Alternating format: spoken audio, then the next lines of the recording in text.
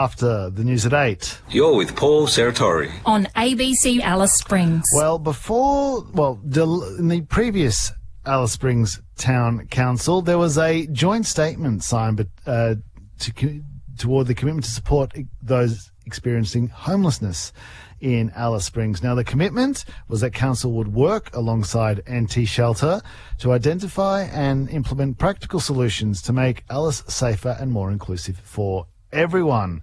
Now, at the last council meeting in mid-June, there was a motion passed to introduce quite a number of different things to cross-council services and facilities to help address that commitment.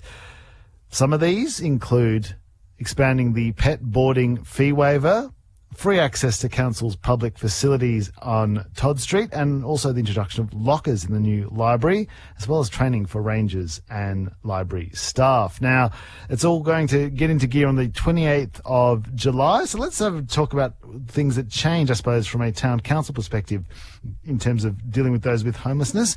The Mayor of the Alice Springs Town Council, of course, is Asta Hill. Asta, good morning to you. Good morning, Paul. And as I mentioned, this was a joint statement signed with NT Shelter. The CEO of NT Shelter is Annie Taylor. Annie, good morning to you as well. Thanks for joining us. Good morning. Thanks for having me. All right, so Asta, let's start off with you. What actually changes for council come the 28th of July? Yeah, so there are a number of things, and I should just highlight that it's been quite a process to get here, and that really commenced with that joint statement of commitment that was signed last year. And then following from that, a jointly facilitated workshop with Council, NT Shelter and frontline housing and homelessness service providers. So they together came up with a bunch of recommendations about what the council can do to really bring this commitment to life. And I am so proud to say that this new council is absolutely steadfast in its commitment to ensure that this is not one of those documents that, collects dust on the shelf. So there's a number of really short-term actions that we have committed to enacting.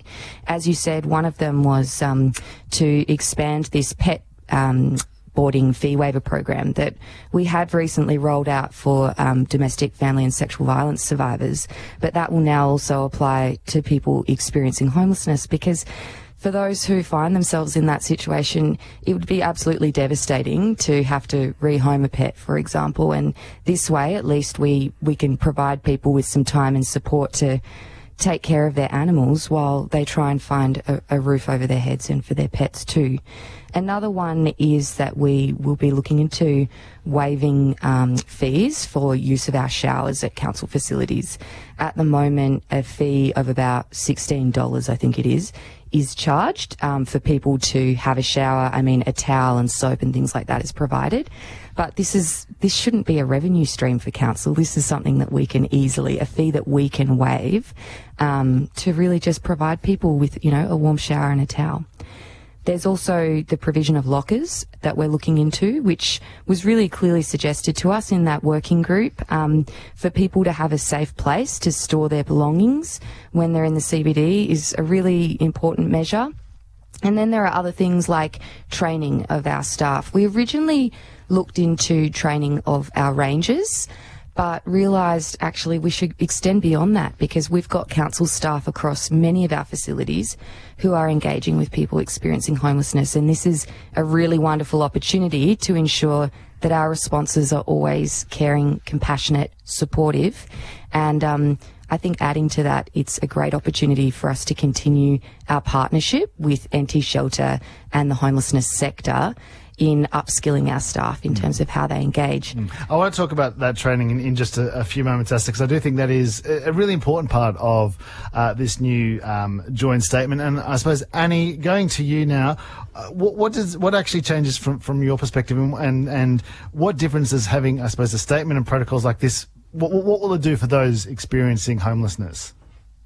It will do so much, and the Mayor has put it really well in her summary there.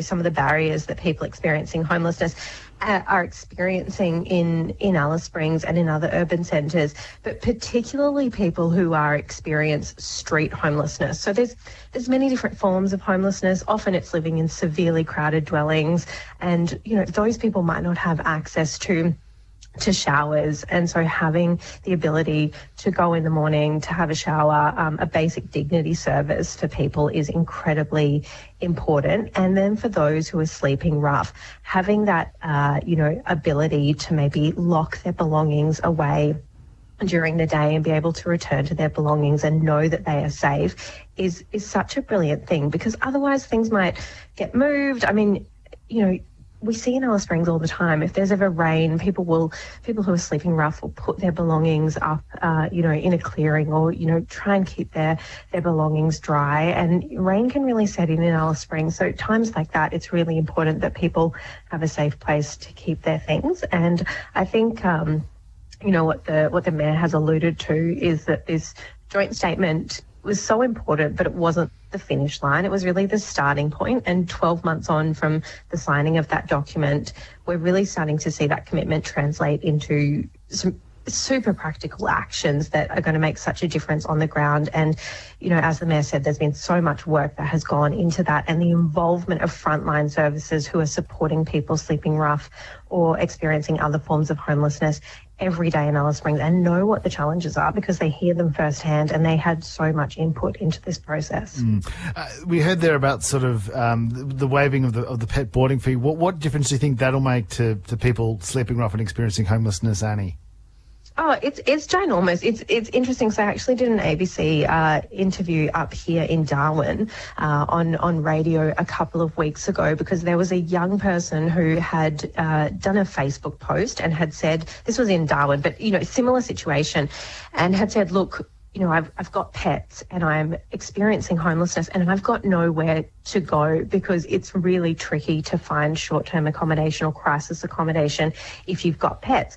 Often, I think it's really important to preface that, that shouldn't stop people reaching out to individual services, because those services, they want the best for people and they're going to do everything they can do to accommodate that person. But just removing that big barrier of a pet is so important. So this will be life-changing for a lot of people.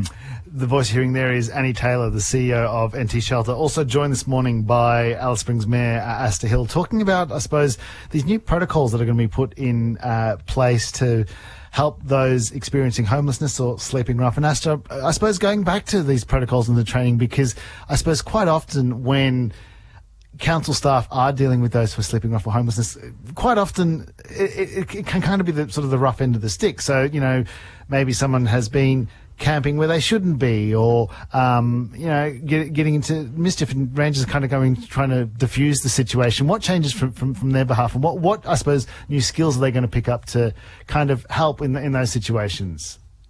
Yeah, and I do just want to start by saying that we've got some fantastic people working in our ranger team who do deeply care about our community.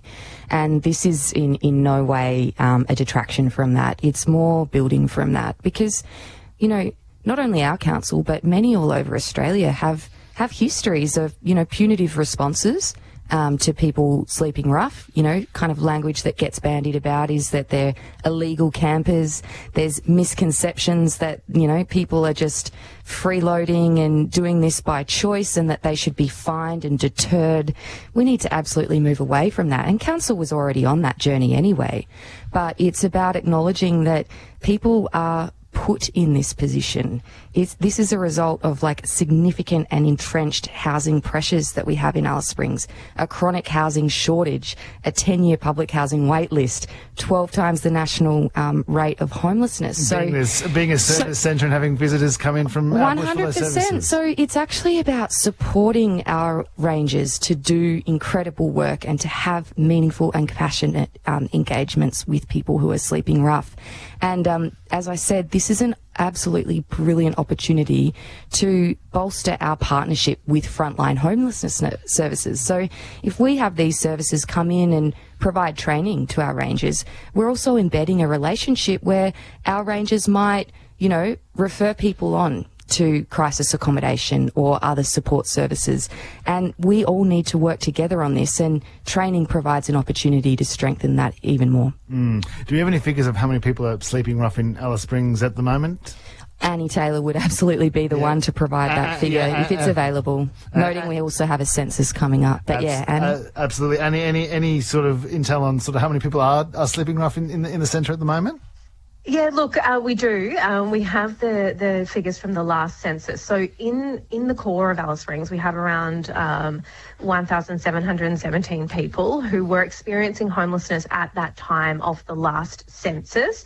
In the entire Central Australian region, it was around 2,600 on the night of the census. But I think it's really important to note that even though those are massive figures and a huge portion of our population, there's a huge undercount in the Northern Territory when it comes to the census. It's the largest of any jurisdiction. And we know that particular groups within the census, so young people, Aboriginal and Torres Strait Islander people are more likely to experience an undercount in the census. And, the ABS are doing a lot of work in the lead up to the next census. It does it's a similar time to Homelessness Week 2026, so there's an opportunity there to make sure everyone counts.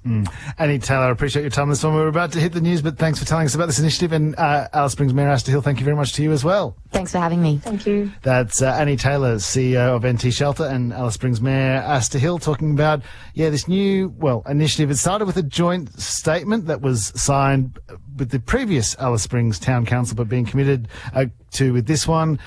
New protocols set to be implemented at the end of this month dealing with homelessness in town. It is news time right now.